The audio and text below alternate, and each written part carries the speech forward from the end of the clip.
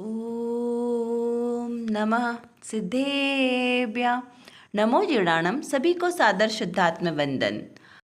आज कार्तिक शुक्ला तृतीया का यह शुभ दिन और सोनगढ़ से प्रतिदिन प्रसारित होने वाले सोनगढ़ संदेश में आज का यह वीर निर्वाण संवत 2551 का यह शुभ संदेश हमें प्राप्त हुआ है पूज्य बहन श्री बहन के वचनामृत के श्लोक के आधार से।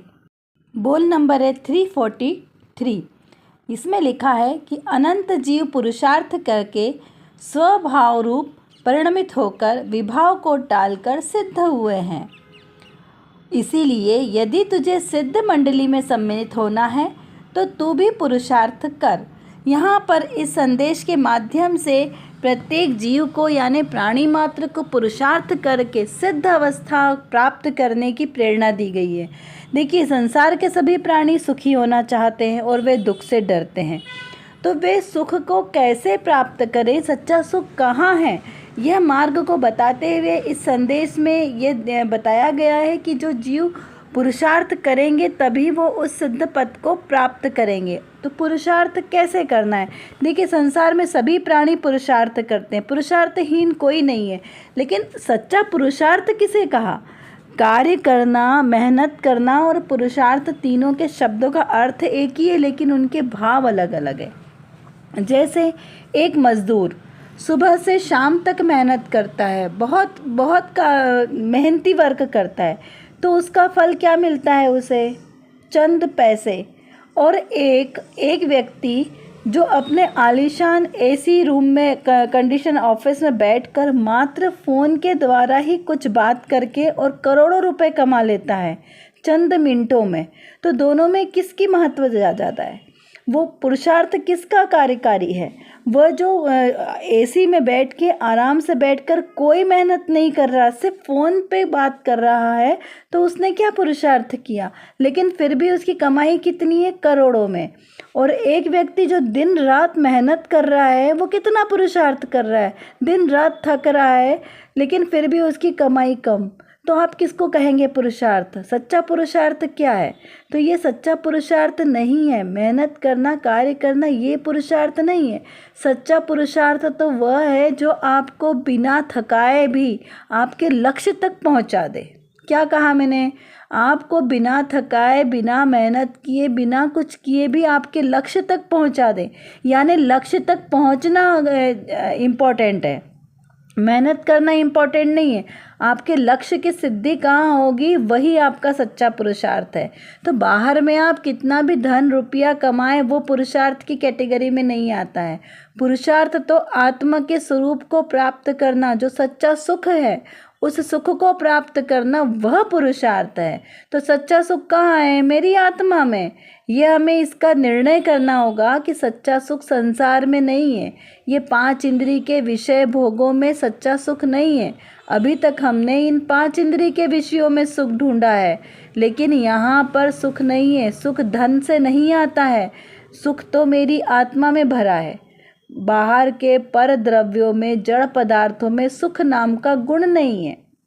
देखिए, जिसमें जिस तरह का गुण होगा ना, उससे वही चीज़ प्राप्त होगी। शक्कर में मिठास नाम का गुण है, तो वो शक्कर से ही प्राप्त होगी। चीनी में, खांड में, सब में मिठास में जो मिठास का गुण है, तो उसमें से ही वो प्राप्त होगी।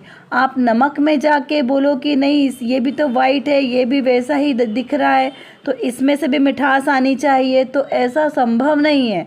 क्योंकि नमक में खारेपन का गुण है, तो उसमें से खारापन आएगा, उसमें मिठास नहीं आ सकती, उसमें गुण ही नहीं है। और अगर आप शक्कर में कल्पना करो कि ये खारापन दे, तो नहीं हो सकता, क्योंकि वो उसमें गुण नहीं है। तो जिस चीज़ में जो गुण ही नहीं है, आप उसमें से उस चीज़ की कल्पना करोगे तो कैसे प्राप्त होगा? नहीं हो सकता। उसी तरह से मेरी आत्मा में सुख नाम का गुण भरा है, मेरी आत्मा में ही ज्ञान नाम का गुण भरा है। तो मेरी आत्मा में ये जो सुख नाम का गुण है, ज्ञान नाम के ऐसे अनंत गुण है ना, तो ये सब मुझे प्राप्त भी कहाँ से होंगे? मेरे आत्मा में से प्राप्त होंगे। तो जब हम अपने आत्मा को लक्ष्य करेंगे तभी हमें सुख की अनुभूति होगी। हम बाहर में, घर में गार्डन में, बाहर घूमने में, पैसे में, नए नए कपड़ों में, अच्छे अच्छे मिष्टान्न भोजन में अगर सुख मानेंगे तो वहाँ पे सुख नहीं है। तो उससे क्या होगा, हमें दुख ही होगा। देखिए आप एक एक चीज़ का विचार करें। हमारा सारा जो हमारा पुरुषार्थ होना चाहिए वो क्या होना चाहिए, अपने लक्ष्य को प्राप्त करना। तो हमें तो सिर्फ चिंतन करना है ना, इतना पढ़ना पढ़ाना ये सब का कार्यकारी कब होगा, शास्त्र पढ़ना, देव शास्त्र गुरु के दर्शन करना, जब तब पूजन अर्चन करना, ये कार्यकारी कब होगा, तभी होगा जब हम इसके मर्म को समझेंगे। ये शास्त्र अभ्यास आदि करने के साथ में भी जब हम अपने आत्म स्वरूप को पहचानेंगे तो ही इनको पढ़ना सार्थक होगा। अन्यथा इनको तो पढ़ डाला, इनको पढ़ने से क्या फ़र्क पड़ेगा। द्वादशांग पढ़ के भी अगर हमने अपनी आत्मा को नहीं समझा तो ये सब तो हमारे लिए किसी कार्य का नहीं रहा, है ना। तो यहाँ पर हमारा लक्ष्य कहाँ है, अपने स्वरूप की अनुभूति करना। तो अब हमें यहाँ देखना है कि संसार में जितने पदार्थ हैं वहाँ पर कहाँ कहाँ सुख है। हमने आज तक माना कि रसगुल्ला खाने से हमें सुख होता है, तो हम रसगुल्ला खाएं, 1 खाएं, 2 खाएं, 3 खाएं, 4 खाएं, कब तक सुख लगेगा हमें। 2, 3, 4, 5 के बाद में तो हमें फिर ऐसा लगने लगेगा कि अरे अब नहीं बस। और फिर किसी ने 15वां 16वां रसगुल्ला दे दिया, तब हम क्या करेंगे कि नहीं अब हमें इससे अरुचि हो गई है, अब हमें ये अच्छा नहीं लग रहा। तो इसका क्या मतलब हुआ कि जो चीज़ हमें पहले अच्छी लग रही थी अब बाद में वो अच्छी नहीं लग रही, तो इसका मतलब है कि इसमें सुख नहीं था। अरे सुख तो वह है जो हमें एक जैसा सदा काल हमें जिससे सुख की अनुभूति हो, ठीक है ना, तो वो सुख सुख कहलाएगा। और जहाँ पे सुख नहीं लगे और फिर से दुख कुछ समय बाद उसी चीज़ में दुख लगने लगे तो वो सुख नहीं है, वो तो मात्र आकुलता है। यदि हमने कहा हमें बाहर घूमने से सुख मिलता है और हम बाहर घूमने चले गए तो वहाँ कितने दिन जाते हैं हम, 8 दिन, 15 दिन, बहुत से बहुत 1 महीना, 2 महीना, उसके बाद तो हम वहाँ से बोर हो जाते हैं। क्या कहा मैंने, बोर। तो हमें वहाँ से क्या चाहिए, चेंज। तो अभी जो संसार में हम जहाँ जहाँ सुख ढूंढते हैं ना, वहाँ सुख नहीं है, क्योंकि सारी एक एक चीज़ को देख लो, हर वस्तु में हमें चेंज चाहिए रहता है।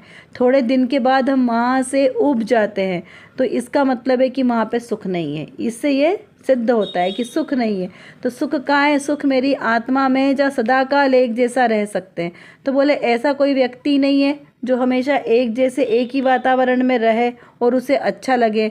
तो भाई ऐसा है, सिद्धालय में ऐसे जीव विराजमान हैं जो अनंत काल से अनंत काल तक एक जैसी अवस्था में हैं और फिर भी वो शाश्वत सुखी है। उन्हें वहाँ सुख की अनुभूति हो रही है, क्यों, क्योंकि वहाँ पर एकमात्र उन्हें अपने आत्मा का अनुभव हो रहा है, इसलिए वहाँ पर उन्हें सुख है। इस प्रकार इस संदेश का आशय था कि विभाव को टालकर अपने स्वभाव पर दृष्टि रखना है। जो अभी तक हमने विभावों में अपने जो स्वभाव के विपरीत स्वभाव है उसको अपना माना है, तो उसको हटाकर अपना जो आत्मिक स्वभाव है उस पर दृष्टि रखना है, तब वहाँ पर सच्चा सुख प्रकट होगा। इसीलिए अब प्रेरणा देते हैं कि यदि तुझे भी सिद्धों की मंडली में सम्मिलित होना है तो तू भी पुरुषार्थ कर और अपने आत्म स्वभाव को लक्ष्य रख के पुरुषार्थ कर, अपने स्वभाव में लीनता कर, उसी का ज्ञान कर और उसी का निर्णय कर, तभी तुझे सच्चा सुख प्रकट होगा। तो चलिए इतना आपको समझ में आ गया होगा। अब देखते हैं आज की रत्न कणिका में कौन सी विशेष बात आई है। यहाँ पर लिखा है कि हमारा चैतन्य उपयोग कभी नष्ट ही नहीं होता, अगर नष्ट हुए तो उन्हें उपयोग ही नहीं कहते, परंतु प्रभु केवल ज्ञान नहीं है ना, इसीलिए जिसे केवल ज्ञान की खान ही हाथ लग गई हो उसे केवल ज्ञान की चिंता क्यों, उसे केवल ज्ञान तो सहज प्रगटेगा। इस प्रकार से पूज्य गुरुदेव श्री के हृदयोद्गार आज हमें यहाँ पर प्राप्त हुए हैं। तो देखिए इसमें क्या बताया है कि जो मेरा आत्मा है वो कैसा है, सुख स्वरूप है, अभी हमने सुना ना, लेकिन केवल ज्ञान रूपी आत्मा में भी केवल ज्ञान है ना, ज्ञान ज्ञान ज्ञान ज्ञान भरा है, तो ज्ञान की सभी अवस्थाएं मेरे आत्मा में भरी है। अब कुछ प्रकट रूप में है और कुछ अप्रकट रूप में। तो अभी जो वर्तमान में हमारे को केवल ज्ञान है क्या, तो वर्तमान में अभी हमारे केवल ज्ञान की पर्याय प्रकट नहीं हुई है। 2 बात आ रही ना, अभी मैंने पर्याय शब्द यूज़ किया, तो यानी पर्याय है तो उसका द्रव्य स्वभाव भी तो होगा ना। तो मेरे आत्मा का द्रव्य स्वभाव है, इसमें ये सारी पर्याय गर्भित है। कौन सी, मति ज्ञान, श्रुत ज्ञान, अवधि ज्ञान, मन पर्याय ज्ञान और केवल ज्ञान। ये ज्ञान की 5 अवस्था है ना, 5 पर्याय, ये पांचों मेरे आत्म स्वभाव में अंदर उसमें है, मतलब शक्ति रूप में विराजमान है, लेकिन अभी व्यक्ति में नहीं है, क्योंकि पर्याय में प्रकट नहीं हुई है। द्रव्य स्वभाव परिपूर्ण है, अनंत शक्ति अनंत गुणों से भरा पूरा है, लेकिन जो जो पर्याय में प्रकट होते जाएगा उसका हमें पता चलता है। तो यहाँ पर कहा कि अभी वर्तमान में तो हमें केवल ज्ञान की पर्याय प्रकट नहीं हुई है, तो तब तक क्या करें? जब केवल ज्ञान प्रकट हो जाएगा तो संसार की समस्त वस्तुएं हमारे लिए मात्र ज्ञान का ज्ञेय कहलाएगी, तब हमें किसी से राग द्वेष नहीं रहेगा। लेकिन वर्तमान में जब हमें केवल ज्ञान नहीं है, तब तो अभी हमारी आत्मा कैसा है? राग द्वेष रूप, विभाव रूप परिणमित हो रहा है। जो मेरा आत्म स्वभाव है उससे हटकर विभाव रूप ही परिणमित हो रहा है। तो हमें करना क्या है? अपने लक्ष्य को प्राप्त करने के लिए विभाव भाव को दूर कर स्वभाव की ओर लक्ष्य करना है। तो यहाँ पर कहा कि हमारा जो चैतन्य स्वरूप उपयोग है, जो कभी नष्ट नहीं होता, जो हमारा उपयोग है, उपयोग मतलब हमारा ज्ञान दर्शन का व्यापार, जिसको कहते हैं उपयोग। तो जो हमारा ये उपयोग है, वो चैतन्य उपयोग है, वो कभी नष्ट नहीं होता है। क्यों? क्योंकि ये उसका स्वभाव है। अब बोलो कि शक्कर में से मिठास को अलग कर दो, नहीं, आप शक्कर में से मिठास अलग, कोई भी लेबोरेटरी में जाओ, लेकिन शक्कर में से मिठास को अलग कर दो, नमक में से खारापन हटा दो, तो क्या हटा सकते हो? नहीं भाई, क्योंकि वो उस पदार्थ के सर्वांग में निहित है, समाहित है उसमें, उसको अलग नहीं किया जा सकता, वो दोनों एक में एक ही है। वैसे ही जो मेरा आत्मा है, मेरा चैतन्य स्वरूप आत्मा है, उपयोग वाला है, उसमें चैतन्यता उसमें ही निहित है, परिपूर्ण है, उसको वहाँ से हटाया नहीं जा सकता। सुख नाम का गुण उसमें विराजमान है, उसको वहाँ से हटाकर अलग नहीं किया जा सकता। इस प्रकार से सबको लगा लेना कि जो मेरा आत्मा है उसमें ये सारी चीज़ें निहित है, इनको अलग नहीं किया जा सकता। तो जो हमारा ये उपयोग है वो कैसा है? कभी नष्ट नहीं हो सकता। ये उसका कैसा है? पारणामिक स्वभाव है, जो कभी हटता, अलग नहीं होता। फिर यदि उसे नष्ट हुए तो उन्हें उपयोगी नहीं कहते। यदि उसमें से ये हमारा ज्ञान स्वभावी, चैतन्य स्वभावी आत्मा का जो उपयोग है ये नष्ट हो जाए तो उसको ज्ञान कैसे कहें? यदि कोई शक्कर में से मिठास को अलग कर दे तो क्या आप उसको शक्कर बोलोगे? नहीं बोल सकते। यदि शक्कर में, नमक में से खारापन हटा दें तो वो क्या बचेगा? कुछ नहीं, क्योंकि यही तो उसकी पहचान है। तो जब उसकी पहचान ही नहीं रहेगी तो उसको कैसे हम बोलेंगे कि ये नमक है या शक्कर है? इस प्रकार इसको समझना। परंतु प्रभु केवल ज्ञान नहीं है। जिस केवल ज्ञान की खान ही मेरे हाथ लग गई है, उसे केवल ज्ञान की चिंता क्यों? अब देखिए, अभी हमें स्वभाव की महिमा अभी तक नहीं आई थी, तो अभी हम क्या कर रहे थे कि हमें केवल ज्ञान चाहिए, हमें सम्यक दर्शन चाहिए, हमें सुखी होना है, हमें इस संसार में नहीं रहना, सिद्धालय में जाना है, सिद्धालय में विराजमान होना है।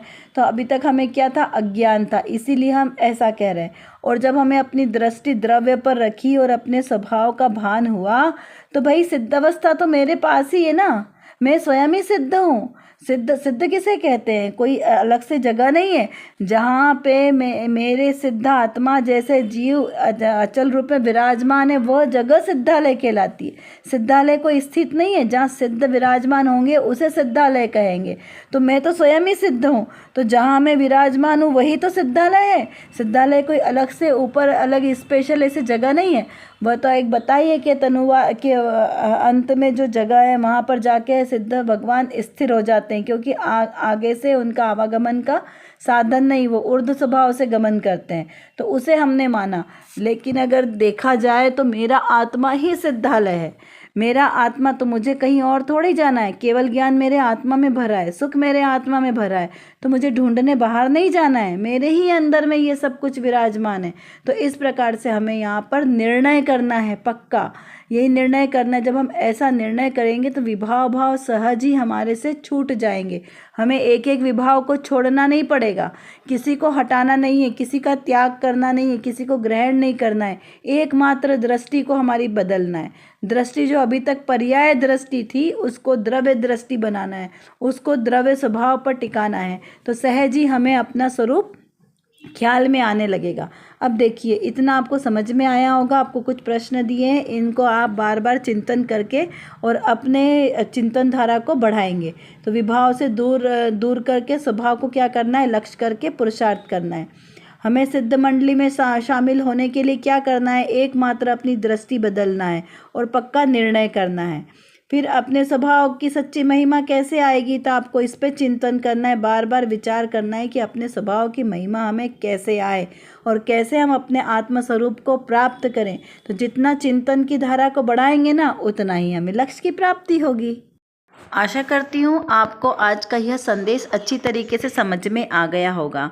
आज हमारी कक्षा का समय यहीं पर पूर्ण होता है, इसीलिए हम यहाँ पर अब विराम लेते हैं। और इसी प्रकार आप अपना चिंतन धारा को बार बार बढ़ाते रहें, तत्व निर्णय पर जोर दें और अपने ही इस मनुष्य भाव को सार्थक करें। जय जिनेंद्र।